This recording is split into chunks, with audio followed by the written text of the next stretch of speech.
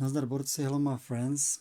Dnes vám ukážu, jak se dá celkem jednoduše opravit volič tady těchto nastavení na OWON multimetru. Celkem často se stává, že když si s ním jako takhle nějak hrajete, tak on ukazuje nesmysly. Today I will show you how to repair this selector of OWON multimeter because it's not stable and it shows a different settings always different. Takže je to chyba většiny těchto levnějších multimetrů. A problém není v tom voliči, ale je v vymezení ve vůli toho voliče. First of all, you have to remove 4 screws, takže nejdřív musíte vydělat tady tyhle 4 šrouby. Then also this screw, pak i ten šroub, this cover, tady tu krytku, then batteries. And from the bottom of the multimeter you start to open it. Ze spoda se snažíme ho otevřít. Yes, from the bottom, because at the top are those small pieces that are keeping the multimeter cover. Takže tady nahoře jsou nějaké capky, které to drží. Then you have to unscrew all small Phillips screws, potom musíte odšroubovat všechny tady tyhle šroubky, tyhle konkrétně drží display. Those 3 screws are holding the display. If you not put them back, the display will not show numbers. Když je nevrátíte, tak nic se neukáže na displeji, žádný čísla. Those 4 screws here are holding the selector from the back side, from the back end. Tady tyhle 4 drží ten volič, takže taky se musí vrátit zpátky. Všechny jsou stejný, all of them are the same.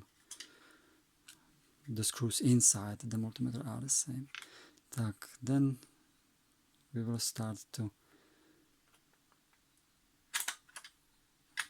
remove the motherboard. Takže zkusíme vytáhnout tu základní desku.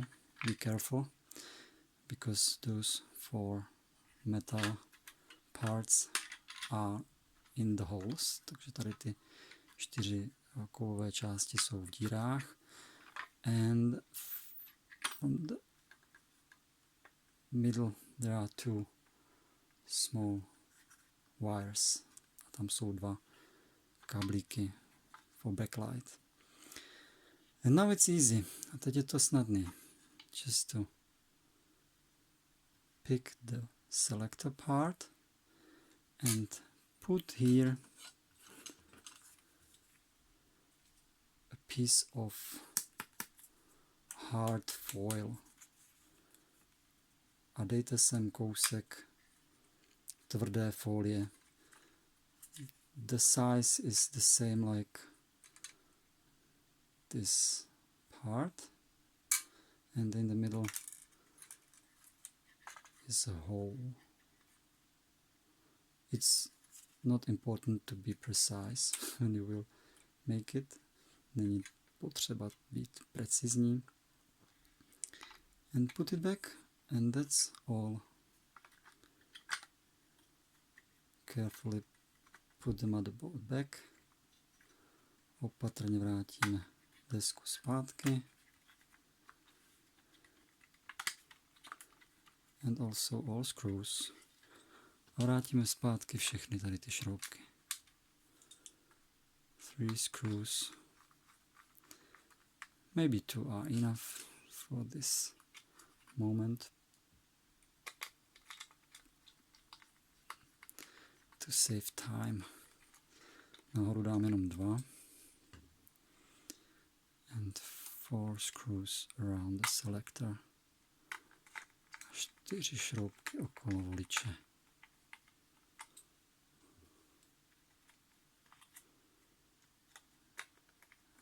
Let's see the result.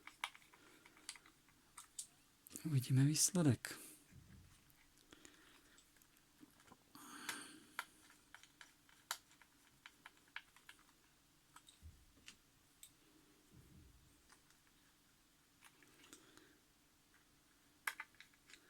At the finish I will put all screws back. Don't worry. Ke konci dám všechny zpátky. Just now we will fit the top, then the batteries, and the bottom. Takže nejdřív to zapasujeme nahoře na ty capky, potom kontakty baterky. No a jsme u konce. Jaký je výsledek? What is the result? The selector seems to be stable. Yes.